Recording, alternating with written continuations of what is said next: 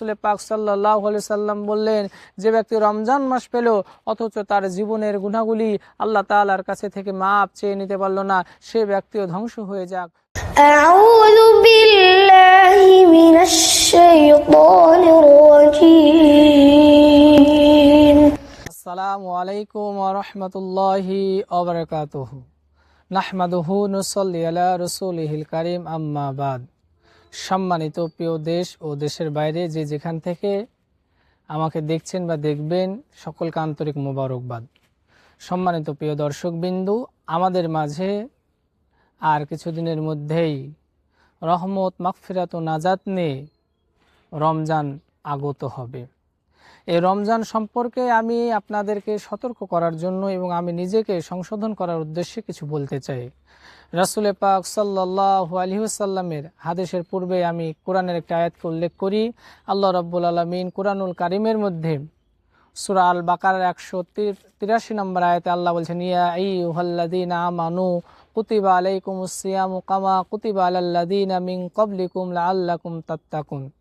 হে মুমিন সম্প্রদায়, তোমাদের ওপর রোজাকে ফরজ করা হয়েছে যাতে তোমরা এই রোজার মধ্য দিয়ে তাকওয়া অর্জন করতে পারো। কেননা আল্লাহ রাব্বুল আলামিন যতগুলো ইবাদত আছে, সকল ইবাদত মানুষের মন মানসিকতার মধ্যে লোক দেখানো ভাব ভঙ্গিমা তৈরি হতে পারে, কিন্তু একমাত্র শুধুমাত্র রোজাটাই আল্লাহ তাআলার জন্য একেবারে খাস লিপিবদ্ধ। অর্থাৎ এই রোজার মধ্য দিয়েই আপনি তাকওয়াবান হতে পারি, এটা আল্লাহ তাআলার কথা। তো রব্বুল আলামিন বলেন, এই রমজান মাসে এমন বরকত, এমন ফজিলত আমি নাজিল করি, আমি প্রতিদিন রমজান মাসে হাজার হাজার মানুষকে ক্ষমা করে দিয়ে থাকি, হাজার হাজার মানুষকে আমি মাগফিরাত দিয়ে থাকি, হাজার হাজার মানুষকে আমি নাজাত দিয়ে থাকি। তো সম্মানিত প্রিয় উপস্থিতি, রাসূল পাক সাল্লাল্লাহু আলাইহি ওয়াসাল্লাম একদিন জুমার খুতবায় মেম্বারের প্রথম মেম্বারে যখন উঠলেন, জোরে করে বললেন আমিন। দ্বিতীয় খুতবায় যখন উঠলেন দ্বিতীয় মেম্বারে, তখনও বললেন আমিন। তৃতীয় মেম্বারের সিঁড়িতে যখন ধাপ দিলেন তখনও বললেন আমিন। সকল সাহাবী, উপস্থিত সাহাবীরা বললেন, ইয়া রাসূলুল্লাহ, ইয়া হাবিবাল্লাহ, আপনি তো এর আগে কোনোদিন এরকমভাবে আমিন বলেননি, আজকে বললেন, তার কারণ কি? রাসূল পাক সাল্লাল্লাহু আলাইহি ওয়াসাল্লাম সেদিন বলেছিলেন, আজকে আমার সামনে হযরতে জিবরাইল আলাইহিস সাল্লাতু ওয়াসসালাম এসেছিল, আমাকে এমন 3টি দোয়া সম্পর্কে অবগত করেছেন, এমন 3টি বাক্য শুনেছেন, যে বাক্যগুলি শোনার পরে আমি আমিন বলে থামতে পারি নাই।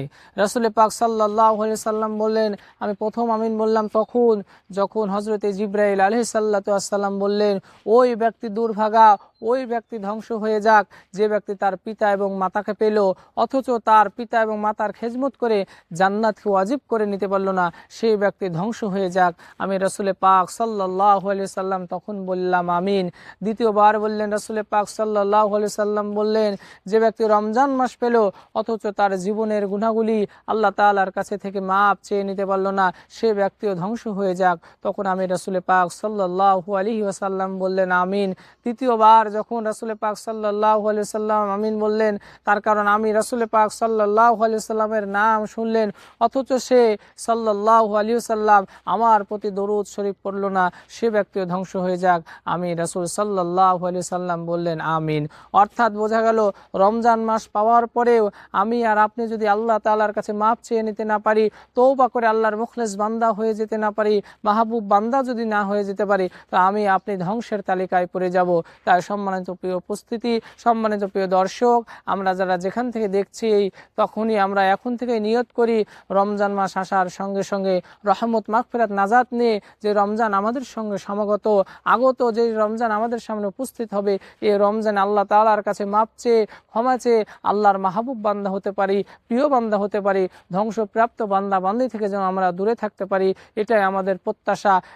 রাসূল পাক সাল্লাল্লাহু আলাইহি সাল্লাম বলেন, রমজান মাসে যদি কেউ একটি ইবাদত করে, অন্য মাসে সেটি 70 থেকে 700 বার ইবাদত করলে যে সওয়াব হবে, তার চেয়েও বেশি সওয়াব আল্লাহ রাব্বুল আলামিন এই রমজান মাসে দিয়ে থাকে।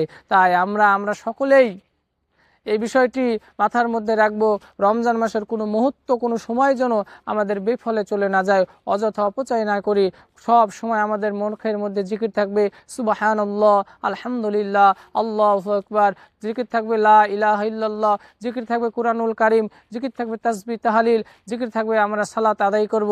তাই সম্মানিত প্রিয় দর্শক, আমরা এই রমজান মাসকে হেলাই ফেলাই কাটিয়ে না দিয়ে এই রমজান মাসের প্রিপারেশন, রমজান মাসের প্রস্তুতি এখন থেকে নিতে থাকি আর আল্লাহ তাআলার কাছে মাপ চাইতে থাকি। আল্লাহ রাব্বুল আলামিন আমাদের সকলকে কবুল করে নিক এবং আল্লাহ রাব্বুল আলামিন আমাদের সকলকে এই রমজানের রহমত, বরকত এবং নাজাত আমাদেরকে দান করুক। সকলে বলি আল্লাহুম্মা আমিন। এই বলে আমি আমার সংক্ষিপ্ত কথা শেষ করছি। আসসালামু আলাইকুম ওয়া রাহমাতুল্লাহ।